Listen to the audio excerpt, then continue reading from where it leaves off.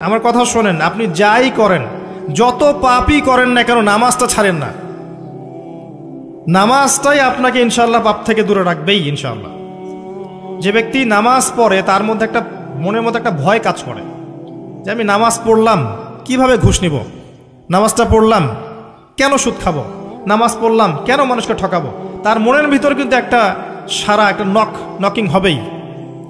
ইন্না সলাতা তানহা আনিল ফাহশাই ওয়াল মুনকার, সালাত আপনাকে সমস্ত অশ্লীল এবং গর্হিত কাজ থেকে বিরত রাখবে ইনশাআল্লাহ।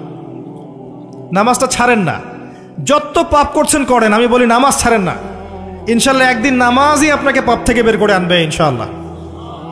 শয়তান আপনাকে হতাশ করতে চাইবে, শয়তান আপনাকে হতাশ করতে চাইবে যে তুই তো গার্লফ্রেন্ডের সাথে কথা বললি, রাতের বেলা পর্ন দেখলি, তুই তো ফ্রি মিক্সিংয়ে আছিস, তুই মাদক দ্রব্য খাচ্ছিস, তুই কাজে ফাঁকি মারিস, তুই ট্যাক্স আদায় করিস নাই, দুর্নীতি করছিস, তুই আবার নামাজ পড়বি কেন। শয়তান আপনাকে এগুলো বোঝাবে কিন্তু যে নামাজ তো আমার শোভা পায় না, আমি তো অনেক পাপী মানুষ।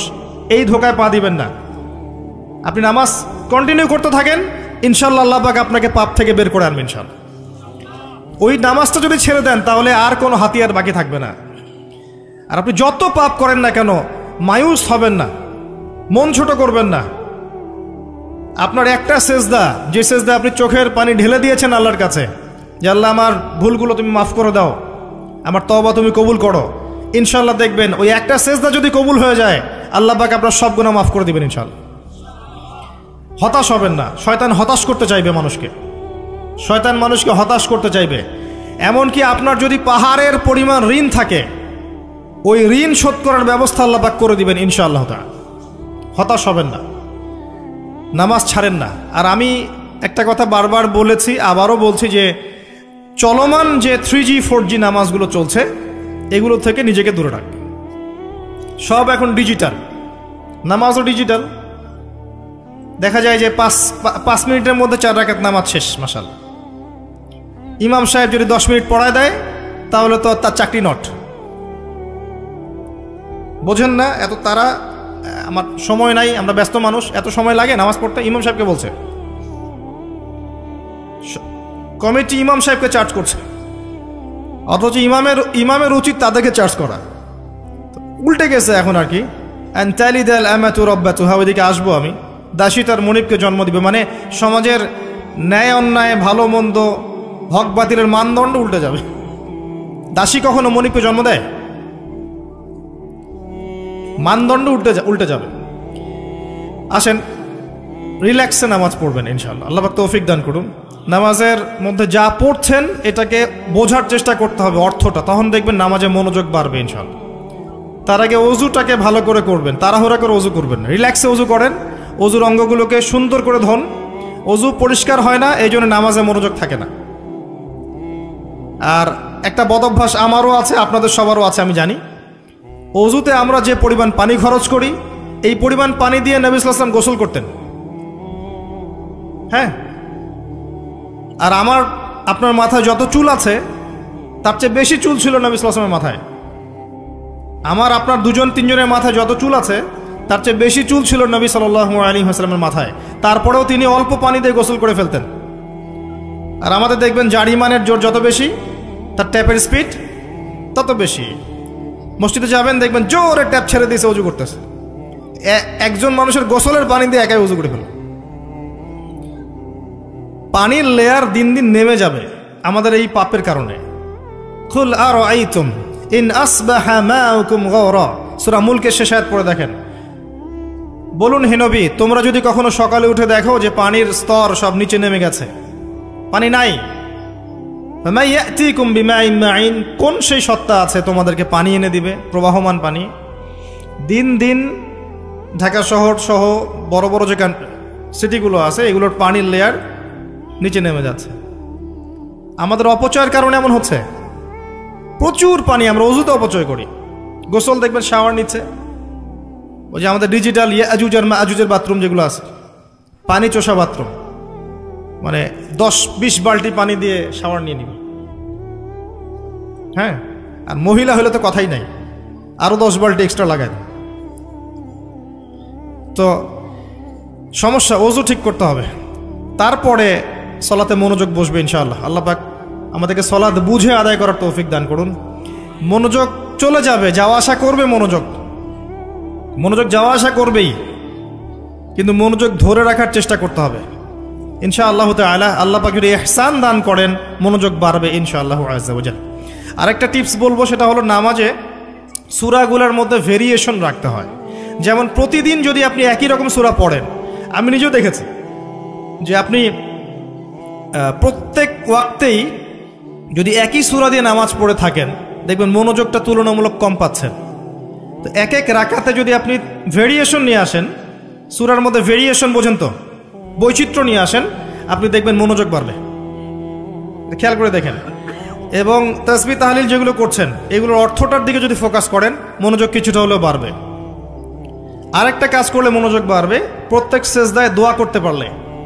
সেজদা করছেন, শুধু সুবহান রাব্বিয়াল আ'লা এতটুকু বলে উঠে যাবেন না, কমপক্ষে একটা দুটো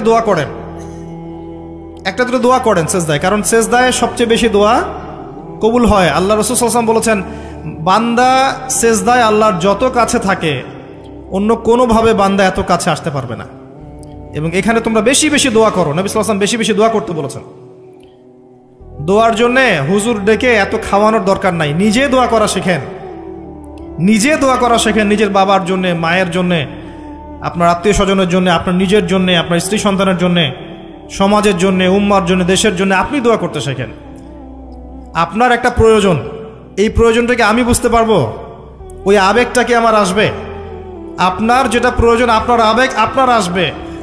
আপনার সন্তান অসুস্থ, আমি কি বুঝবো সেই ফিলিংসটা কেমন? আপনি বুঝবেন সেই ফিলিংসটা কেমন। অতএব নিজে আল্লাহর সাথে সম্পর্ক করেন। আর আপনি নিজেকে এত ছোট কেন মনে করছেন? আপনিও আল্লাহর সেই বান্দা, যে বান্দা আমি, যে বান্দা আর 10 জন মানুষ। আল্লাহ পাক আপনাকেও ভালোবাসেন, আল্লাহ পাক অবশ্যই আপনাকে ভালোবাসেন। জীবনের দীর্ঘ সময় পর্যন্ত আপনি আল্লাহকে ডাকেন নাই, আল্লাহ আপনাকে ফেলে দেয় নাই। আল্লাহ আপনাকে খাওয়ান, এখনো পরান, বাঁচিয়ে রেখেছেন, আল্লাহ নিয়ামত দিয়েছেন। আল্লাহ আপনাকে ভালো না বাসলে এমনি করেন? আল্লাহ পাক অপেক্ষা করছেন কবে খালি আপনি আসবেন আল্লাহর কাছে, এসে বলবেন আস্তাগফিরুল্লাহ ওয়া আতুবু ইলাইহি। আল্লাহ পাক অপেক্ষা করে বসে আছেন আপনার জন্য। আপনি কোথায় যাচ্ছেন? ফাআইনা তাযহাবুন। আল্লাহ পাক বলেছেন ফাআইনা তাযহাবুন, কোথায় যাচ্ছ তোমরা? কোথায় যাচ্ছেন? টাকার পিছনে, বাড়ি গাড়ি, স্ট্যাটাস, স্ত্রী সন্তান, ভোগবিলাসের পিছনে? আল্লাহ অপেক্ষা করছেন আপনার জন্য। আসেন, সেজদা করেন, ওয়াসজুদ ওয়াকতারিব, সেজদা করেন, নিকটবর্তী হন। আল্লাহ আপনার জন্য অপেক্ষা করছেন। যাবেন না আল্লাহর কাছে? আল্লাহ পাক সবাইকে আল্লাহর কাছে ফিরে আসার তৌফিক দান করুন। এটাই হোক আমাদের কাছে আসার গল্প, এটাই হোক আমাদের কিসের গল্প? কাছে আসার গল্প। আমাদের জেনার গল্প দরকার নাই। ওদের কাছে জেনা হচ্ছে কাছে আসার গল্প, যার ব্যাপারে আল্লাহ বলেছেন লা তাকরাবু জিনা, ওর ধারের কাছেও যেও না, আর তারা ওইটাকে বলবে কাছে আসার গল্প। ইন্না লিল্লাহি ওয়া ইন্না ইলাইহি রাজিউন। আল্লাহ পাক আমাদের যুবক যুবতীদেরকে হেদায়েত দান করুন, পিতা মাতাদেরকে পরিবারে অনুশাসন বজায় রাখার তৌফিক দান করুন। আমাদের এই কাজগুলোর প্রতিফল কিন্তু আমাদেরকে ভোগ করতে হবে। আমাদের মেয়েদের, আমাদের ছেলেদের, তাদেরকে আমরা কিভাবে বড় করছি, এটার হিসেব কিন্তু আমাদেরকে চুকিয়ে দিতেই হবে। পিতামাতাদেরকে বলবো সচেতন হয়ে যান। আল্লাহ পাক তৌফিক এনায়েত করুন, আমিন। আর যারা ওই পথে চলে গেছেন তাদের উদ্দেশ্যে একটা কথা বলবো, সেটা হচ্ছে যে এটা একটা মোহ, একটা ভ্রম। বাস্তবতা হচ্ছে যে আপনাকে প্রতিশ্রুতি দিচ্ছে সে আপনাকে অনেক ভালোবাসে, আদতে সে আপনাকে ভালোবাসে না। আদতে সে আপনার অবস্থানকে ভালোবাসে। আপনি আজ হোক আর কাল হোক এটা বুঝতে পারবেন যে সে আপনাকে ভালোবাসে না, আপনার অবস্থানকে ভালোবাসে। আপনার অবস্থান যদি ভালো থাকে সে আপনাকে ভালোবাসবে, অবস্থান ভালো না থাকলে ভালোবাসবে না।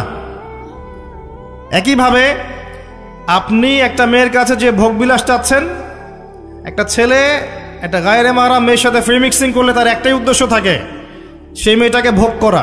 সুযোগ পেলেই সে মেয়েটাকে ভোগ করে ফেলবে। আর একইভাবে এই মেয়েও দেখবেন আপনার যতটুকু সামর্থ্য আছে, অর্থবিত্ত যা যা আছে, এটাকে সে ইউজ করার চেষ্টা করছে তার স্বার্থে। বাস্তবিক অর্থে দুজন দুজনকে ভালোবাসে না মোটেই, দুজন দুজনের স্বার্থকে ভালোবাসে। ভালোবাসা আল্লাহর পক্ষ থেকে আসে। কখন আসবে? যখন আপনি হালালের উপর থাকবেন, যখন আপনি বিয়ে করবেন হালালভাবে, অচেনা একটা মেয়ের প্রতি দেখবেন আল্লাহ পাক এমন ডিভাইন একটা লাভ দিয়ে দিবেন, ওয়াজআলা বাইনাকুম মাওয়াজ্জাতা ওয়া রাহমা, আল্লাহ পাক তার পক্ষ থেকে উভয়ের মাঝখানে হৃদ্যতা, ভালোবাসা, মহব্বত দান করবেন। বলেন সুবহানাল্লাহ। এটা ডিভাইন আল্লাহর পক্ষ থেকে আসবে, ঐশ্বরিক। আর বাকিটা হচ্ছে পৈশাচিক, শয়তানি, প্রবৃত্তির দাসত্ব, ভোগবাদী। এগুলো খেয়াল রাখবেন। এতে করে যা হবে, আপনি একবার আপনার ইজ্জত হারায় ফেললে কখনো ফিরে পাবেন না। অদ্ভুত বিষয়, মানে এই বিষয়গুলোকে আমরা কিছু মনেই করি না এখন। আমরা কিন্তু কিছু মনেই করি না, মনে করি এটা একটা মানে সোশ্যাল কালচার, গার্লফ্রেন্ড বয়ফ্রেন্ড থাকবে, একটা সোশ্যাল কালচার। এভাবে যে কত ছেলে কত মেয়ে, লক্ষ লক্ষ কোটি কোটি নিত্যদিন জেনা করছে, আল্লাহ ভালো জানে। আল্লাহ পাক আমাদের যুব সমাজকে হেদায়েত করুন, আমিন। আর যে প্রশান্তির জন্য আপনি তার কাছে যাচ্ছেন, সেটা তার কাছে নাই। প্রশান্তি আছে কোরআনের কাছে, প্রশান্তি আছে নবীর সুন্নায়, প্রশান্তি আছে আল্লাহর জন্য সেজদায়। তার আল্লাহর জন্য আল্লাহকে স্মরণ করে আপনি কাঁদবেন, প্রশান্তি পাবেন। আল্লাহর জন্য কিছু কাজ করবেন, তার দিনের কোনো খেদমত করবেন, প্রশান্তি পাবেন। আল্লাহর কোরআনের 10টা আয়াত মুখস্থ করেন, মনে এমন শান্তি আসবে যেটা আপনি কোথাও পাবেন না। আমি চ্যালেঞ্জ করে বলছি আপনাকে, আপনি আল্লাহর কিতাবের আজকে গিয়ে 5টা আয়াত মুখস্থ করেন, অর্থটা পড়বেন, কয়েকবার চর্চা করেন, মানুষকে শোনান, আপনি মনে এমন একটা প্রশান্তি পাবেন যেটা পৃথিবীর কোনো জায়গায় পাবেন না।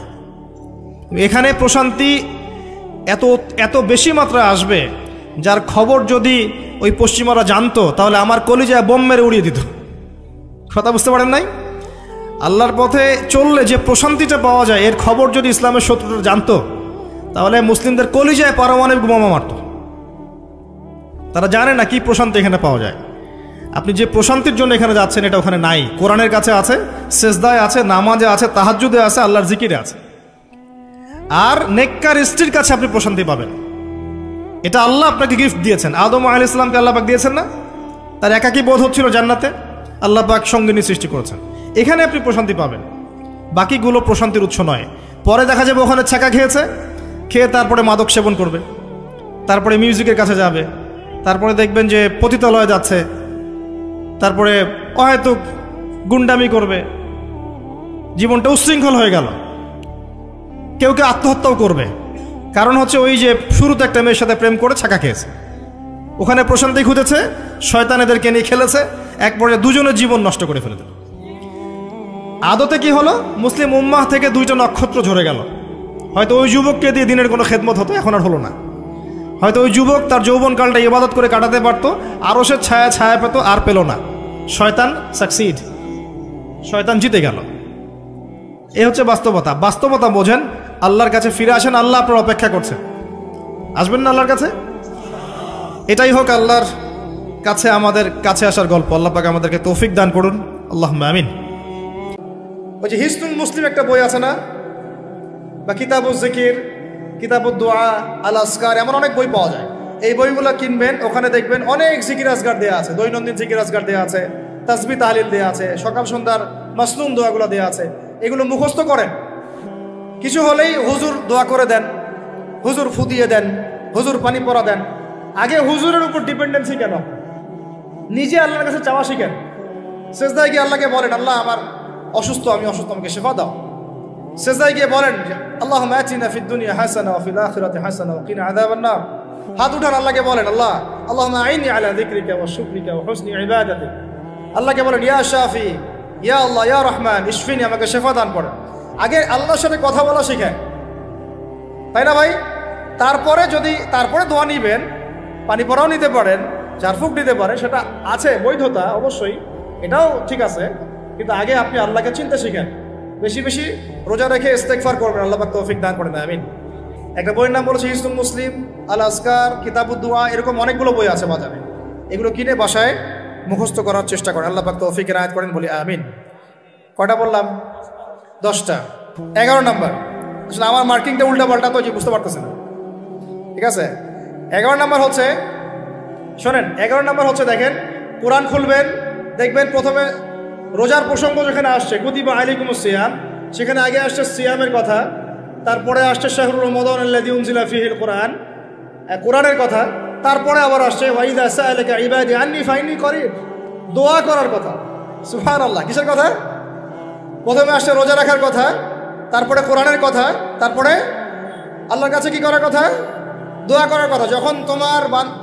যখন আমার বান্দারা তোমাকে জিজ্ঞাসা করে, যে আমার সম্পর্কে জিজ্ঞাসা করে, ওয়াইদা সাআলাকা ইবাদি আন্নি, বলো ফাইন্নি করিব, আমি কাছেই আছি, উজিবু দাওয়াতাদ দাঈ ইযা দাআন, দোয়াকারী যখন দোয়া করে আমি তার দোয়া শ্রবণ করি। সুবহানাল্লাহ। ফালিয়াস্তাজিবু লি ওয়াল ইউমিনু বি, আমি তার দোয়া শুনি, অতএব সেও যেন আমার কথা শুনে। সুবহানাল্লাহ। এবং আমার প্রতি ঈমান নিয়ে আসে। তাহলে রোজা রেখে বেশি বেশি কি করব বুঝে ফেলছেন? কি বলেন? দোয়া করবেন। কোরআনের পরে কিসের কথা আসছে? রোজাদারের দোয়া ফেরত দেওয়া হয় না। দোয়া কবুল হওয়ার অন্যতম একটা অস্ত্র হচ্ছে রোজা রেখে দোয়া করা। কেমন করে ফেরত দিবে? আল্লাহর জন্য আমরা না খেয়ে আসি, তাই না? আল্লাহ পাকের মায়া হবে না, দয়া হবে না? আমার বান্দা না খেয়ে আছে, আমার বান্দা পানি ত্যাগ করছে, আমার বান্দা স্ত্রী সহবাস ত্যাগ করছে, হালালগুলো ছেড়ে দিয়েছে আমার জন্যে, তা আমি কেন তার দোয়া? অবশ্যই আল্লাহ পাক উপযুক্ত মনে করলে দোয়া কবুল করবেনই করবেন ইনশাআল্লাহ। দোয়া করার পদ্ধতি জানতে হবে। হারাম খাওয়া যাবে না, শিরক করা যাবে না, বেদাত করবো না। ইনশাআল্লাহ দোয়া করার আগে আল্লাহর প্রশংসা করব, নবী সাল্লাল্লাহু আলাইহি ওয়াসাল্লামের প্রতি দরুদ পড়ব। ঠিক আছে? দোয়া কবুলের সময়গুলো বেছে বেছে দোয়া করব, ইনশাআল্লাহ দোয়া কবুল হবে।